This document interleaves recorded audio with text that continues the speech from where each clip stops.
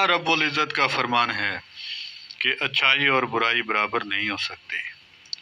बुराई को भलाई के साथ दूर करो तो तुम्हारे और जिस शख्स के दरमियान दुश्मनी होगी तो उस वक्त वो ऐसा हो जाएगा कि जैसे वो गहरा दोस्त है। अच्छाई और बुराई बराबर ना होने का एक मतलब ये है कि नेकी और गुनाह बराबर नहीं, बल्कि नेकी खैर है और गुनाह शर, और खैर और शर बराबर नहीं हो सकते। दूसरा मानी यह है कि नेकियों के मरातब बराबर नहीं, बल्कि बाद नेकियां दूसरे नेकियों से आला हैं, जैसे नमाज रोज़े से अफजल है।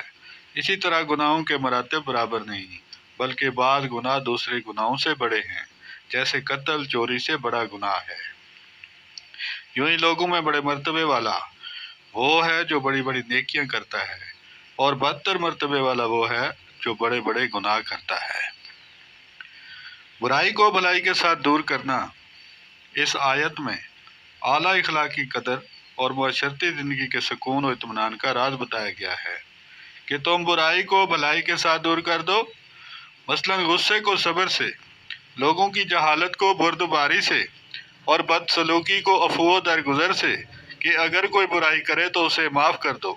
इस तर्ज अमल का नतीजा ये होगा कि दुश्मन दोस्तों की तरह तुझसे मोहब्बत करने लगेंगे। नबी करीम सल्लल्लाहु अलैहि वसल्लम की सीरत तैयबा में इस खूबसूरत इखलाक के आला नमूने रोशन सितारों की तरह जगमगाते नजर आते हैं।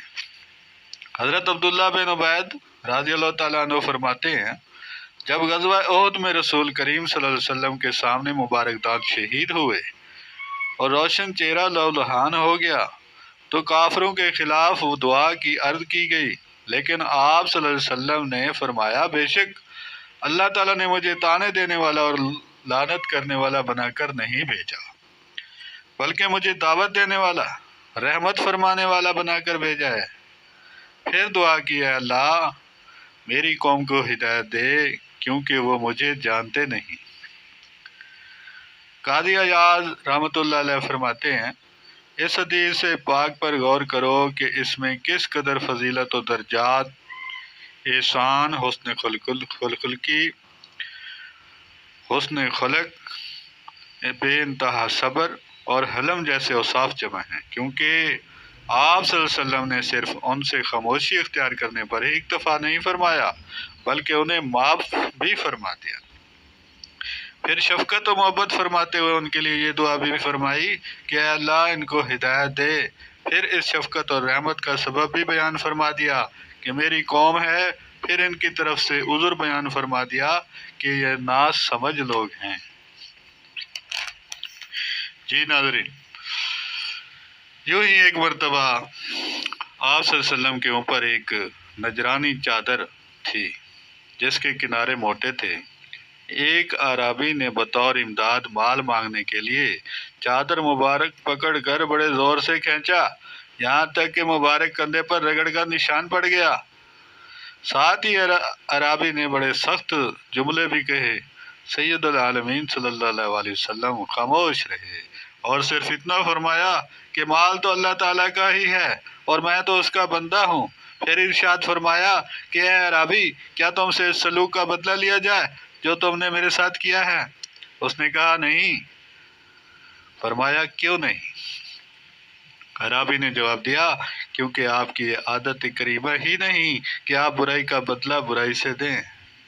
इसकी बात ये सुनकर सरकार दो आलम सल्लल्लाहु अलैहि वसल्लम मुस्कुरा दिए और इरशाद फरमाया कि उसके एक ऊंट को जौ से और दूसरे को खजूरों से भर दो।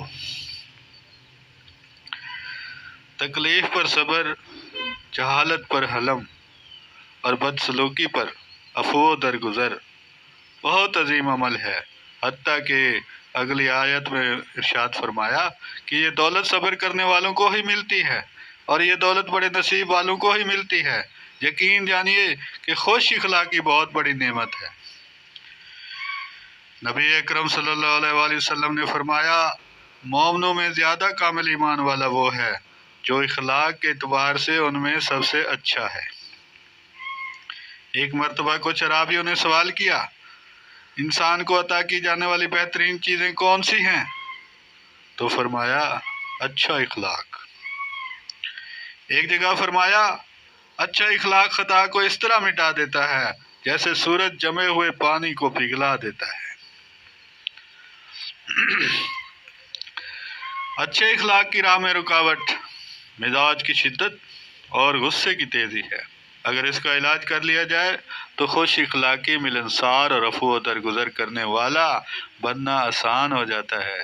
غصے کی عادت کے بہت سے نقصانات ہیں، مثلا غصہ کرنے والا صبر، عاجزی اور انکساری سے محروم ہو جاتا ہے۔ عمومی طور پر غصہ اسی شخص کو آتا ہے جس میں تکبر، فخر اور غرور کا مادہ پایا جاتا ہے۔ غصہ غیبت، کینہ، حسد، گالی، دل آزاری، اظہار ثانی اور بہت سے گناہوں کا سبب بنتا ہے۔ غصے کی وجہ سے دوستیاں اور رشتہ داریاں ٹوٹ جاتی ہیں اور لوگ نفرت کرنے لگتے ہیں۔ یوں ہی طلاقیں اور قتل بھی عموماً غصے میں ہی ہو جاتے ہیں، جبکہ غصے پر قابو پانے سے معاملات سدھرتے ہیں، بگڑے کام بنتے ہیں، زندگی خوشیوں سے معمور ہو جاتی ہے۔ غصے پر قابو پانے کے متعلق سرکار دو عالم صلی اللہ علیہ وآلہ وسلم نے ارشاد فرمایا، وہ شخص بہادر نہیں جو لوگوں کو پچھاڑ دے، بہادر تو وہ شخص ہے جو غصے کے وقت اپنے آپ کو قابو میں رکھے۔ ایک جگہ فرمایا، جو شخص اپنے غصے کے تقاضے کو پورا کرنے پر قادر ہو، اس کے باوجود وہ اپنے غصے کو ضبط میں کر لے تو قیامت کے دن اللہ تعالیٰ اس کو تمام مخلوق کے سامنے بلا کر فرمائے گا، تم حور عین میں سے جس کو حور کو چاہو لے لو۔ تو ناظرین، اللہ پاک ہمیں اپنے حبیب کریم صلی اللہ علیہ وسلم کے اخلاق کریمہ کے صدقے حسن اخلاق کی دولت سے عطا فرمائے، اور اس طرح کی خوبصورت باتیں سننے کے لیے میرے چینل کو سبسکرائب کریں، ویڈیو کو لائک